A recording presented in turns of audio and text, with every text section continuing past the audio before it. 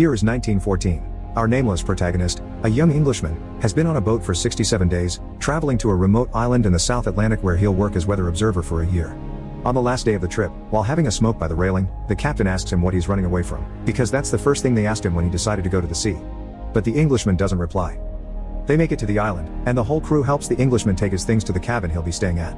He notices there are no birds around, and the captain points out there is no weather official welcoming them either. They enter the cabin, which looks as it's been abandoned a long time ago, and that makes the captain think it's not safe. He doesn't think the Englishman should stay, but the man refuses. He is staying. Even if it isn't part of his job, the captain helps the Englishman investigate the area. On their way to a lighthouse they've seen from afar, they find a fountain and on it, a message written on the rocks: Gruner owns this fountain. The captain sends his crew back to the boat and continues with the Englishman alone. A moment later, they make it to the lighthouse, which is rudimentarily fortified. When nobody answers their knocking and calls, they break in by forcing the door open and go upstairs, where they find an old man sleeping. This is Gruner, who whispers something about going back to the water before getting off the bed. When the captain asks him about the previous weather observer, Alder Vigeland, who he should be taking back with him, Gruner says he died of typhus, that one day he just left and he never saw him again. Since Gruner isn't helpful, the two men leave. The Englishman still wants to stay, so before returning to his boat, the captain tries to gift him his gun. The Englishman turns it down, and after saying his goodbyes, he goes to his cabin to start tidying it up and setting up his weather tools. In the desk drawer, he finds a journal left by the predecessor, so he decides to read it by the fire. The first few pages are pretty normal, the usual notes about the plant and animal life on the island, also a photograph of a woman in a wedding dress. The back says Mrs. Vigeland in love, which makes her his predecessor's wife. But soon things turn weird. There are notes and drawings of strange sea creatures that attack humans, plus an ominous remark: Darwin was wrong.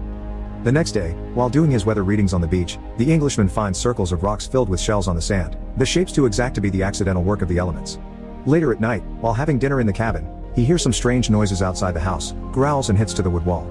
He's slowly approaching the door when suddenly, a monster's paw appears under it. It matches the drawings he saw in the journals. Hearing more of them climbing all over the house, he rushes into the basement and closes the door behind him. He spies what's going on above through a hole in the wood, and when he notices a creature looking at him through the same means, he stabs it with a knife. He manages to stick through the hole. They're still out there, though, so the Englishman decides to tie the door handle to the stairs and spends the night in the basement. He comes out the next morning, noticing the blood on the house floor and the strange footprints on the sand. He rushes to the lighthouse, but is unable to open the door this time. After calling for Gruner a couple of times, the old guy finally opens a window and throws water at him, refusing to allow the Englishman to enter when he asks, tells him he should have stayed on the boat. Moments later, the Englishman is getting the house ready for the night. He seals all windows and surrounds the cabin with a circle of wood and books that he covers with lamp oil. Once he goes inside, he also seals the door and loads a rifle. The creatures arrive soon after that and jump on the windows and door, slowly destroying the reinforcements placed there earlier. The Englishman manages to shoot a few at first, but there are too many of them. So he lights a torch with a lamp and throws it on the wood and paper circle he put around the house, starting a fire that scares the monsters away, but he can't control. The cabin catches on fire as well, so the man has no choice to leave the place, burning his hand in the process, and spends the night behind beach rocks and under a rain that begins falling when he gets there. He returns to the cabin the following morning, finding it destroyed. After grabbing a handkerchief to wrap his wounded hand with, he takes the rifle and sneaks around to follow Gruner to the fountain. When he's about to shoot him, he's jumped on by one of those sea creatures that happens to be a female wearing a sweater. He pushes her off and points at her with his rifle, but Gruner finds them then and points at the Englishman in return. He doesn't give up, though. He makes Gruner put his weapon down by threatening the creature. Gruner asks him what he wants. The Englishman says it's obvious. So Gruner finally agrees to let him stay with him in the lighthouse after the Englishman tells him all the kinds of supplies he has to share and explains that the creature is harmless. He proves this by calling her over as if she was a dog, and she indeed does obey. Before leaving for the cabin, Gruner decides to name the Englishman Friend.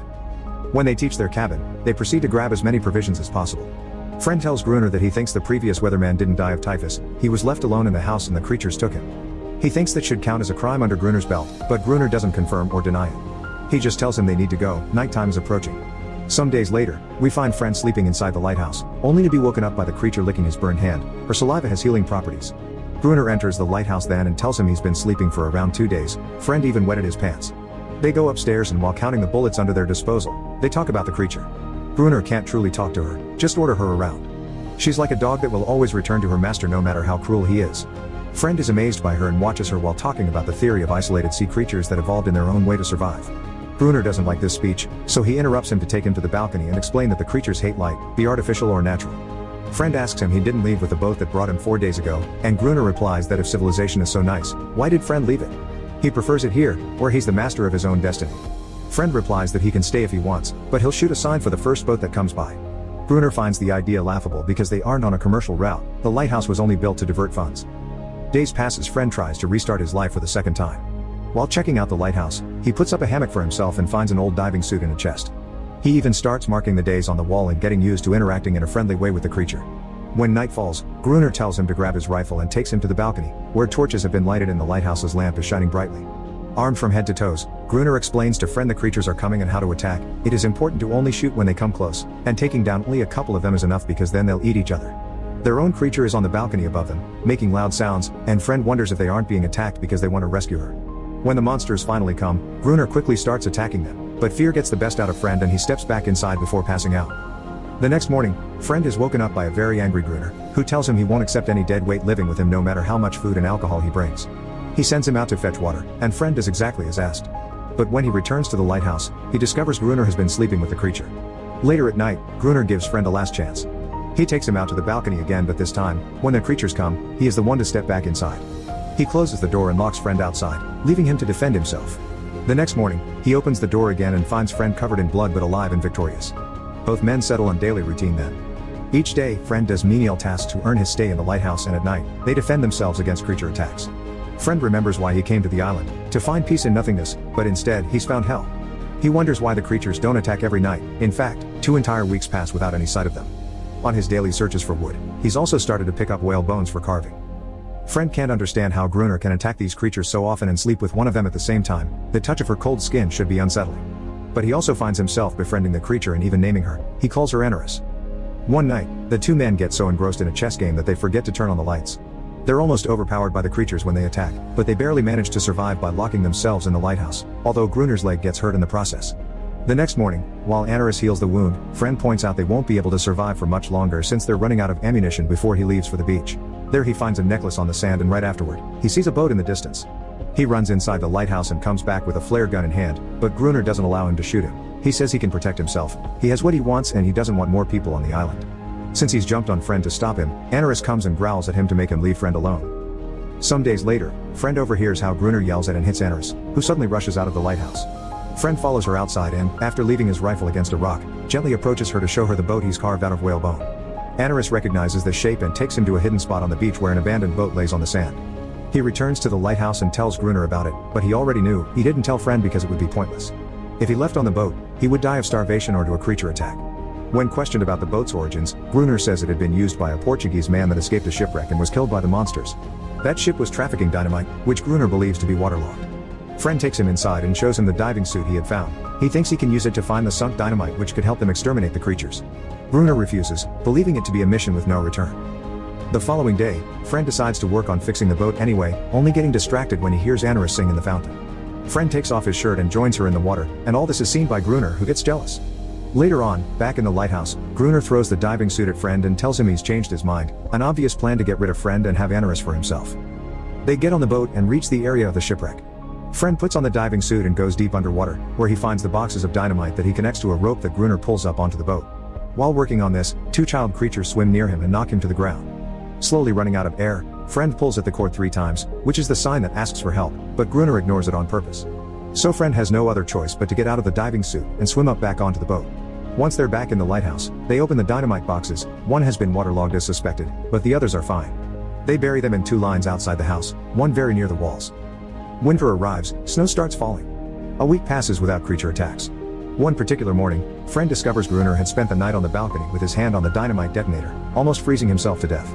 Friend snaps him out of it and sends it inside, but before following him, he disconnects the wires from the detonator. Another 3 weeks pass without monster attacks. Gruner hits Englishman, thinking she's warned her friends, and decides they need to set up a trap. That night, friend stays by the open door surrounded by lamps, and Gruner takes Englishman up to the balcony to oblige her to sing. When the wind accidentally blows out some of the lamps by the door, the creatures take the chance to enter the lighthouse and attack. While friend makes his way upstairs, shooting them, Gruner tries to detonate the dynamite to no avail. So he has to defend himself the best he can until friend gets there to reconnect the wires to the detonator. When he's done, the lever is pulled and the farthest line of dynamite explodes, effectively destroying most of the creatures. Excited by this, Gruner pulls the lever again, going friend's warnings, and sets the closest line of dynamite off, knocking out both of them. In the morning, they go out to see the damage. Gruner is finishing off any creature that may be left alive, but friend can't bring himself to do it when he discovers a bone necklace on one of the creatures, a sign of intelligence. Gruner throws the necklace into the water. That night, the creatures don't come, but the 2 men hear the sad sounds Englishman is making somewhere down on the beach. Gruner explains that's how he found her as a baby, crying while trapped in a net. He also says she always does the same thing, cries a lot but ends up coming back anyway. Friend thinks she's mourning. The next day, while walking along the beach, Friend notices two child creatures on the sea. Trying to be friendly, he prepares something for them, a circle of stones on the sand and the bone boat he carved in the middle. He returns to the lighthouse then, where Gruner is reloading their rifles with fake bullets just so they can keep on inspiring fear. Friend ignores him and goes to the balcony where he uses binoculars to check on his little bone boat. It's still there where he left it. The following morning, Friend finds that Gruner has drunk himself to sleep and a deck of cards has fallen to the floor. Inside the card box, he finds the same picture of the woman he had seen in his cabin, but here she isn't alone, her husband is with her. The words love, love, love are also on the back of this picture. Friend has a realization then, Gruner is a fake name and the previous weatherman hadn't died. Gruner is the previous weatherman, driven crazy by loss and isolation. Upset by this discovery, Friend decides to erase the day count he's been keeping on the wall. Later that day, while walking along the beach, Friend finds the circle of stones empty. The creatures took the little bone boat. When noticing the child monster in the distance, Friend leaves the torch he's carrying in the stone circle before backing away with his hands up, showing he means no harm. The young creature approaches him then, and soon after, many others also appear, including Anarus, who is looking much more confident. The kid is about to give the bone boat to Friend, but Gruner interrupts the sweet moment with a shot of his rifle. Friend tells him to back away because they were wrong, the creatures are actually friendly. Ignoring him, Gruner orders Anarus to go back to the house, but she doesn't obey. Gruner becomes very upset when he realizes Anarus won't return to him, and he runs back to the lighthouse, mumbling things like nobody leaves Gruner. Gruner leaves. Friend tries to befriend the creatures again, but the kid falls when a shot from Gruner at the lighthouse balcony hits him in the chest. All the creatures run back into the water, including Anarus, who only stays back one more second to share a look with Friend. Enraged, Friend returns to the lighthouse and attacks Gruner for he's done, but Gruner gains the upper hand. When he's about to hit him with an axe, Friend uses his real name and tells him Alder Vigeland is not a murderer. Struck by these words, Gruner repeats love, love, love before opening the door and leaving the house, giving himself up to the creatures. Friend sees them attack him and closes the door, knowing by the noises he's lost Gruner and he's now alone. Time passes, and we see three officers inside the lighthouse trying to awaken Friend, who is sleeping on Gruner's old bed. They're here to replace Friend with the new weatherman, and they think Friend is Gruner, but Friend doesn't correct them. In fact, he tells them the weatherman died of typhus. The officer in charge scolds him for the state of the room and informs him that they are at war while Friend goes out to the balcony, where he sees a bunch of ships in the distance. The movie ends with